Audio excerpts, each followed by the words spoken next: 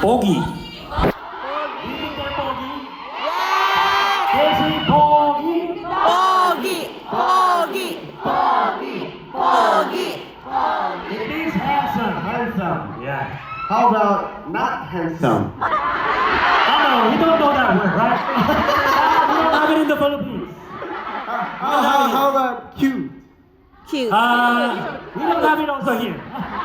It's the same thing. It's cute. Really? Oh, yes, we say cute. 예쁘다, maganda. Maganda. Maganda. But there is a more finer word for maganda. Oh. It's called marikit. Marikit. Can you say marikit? Marikit. Marikit.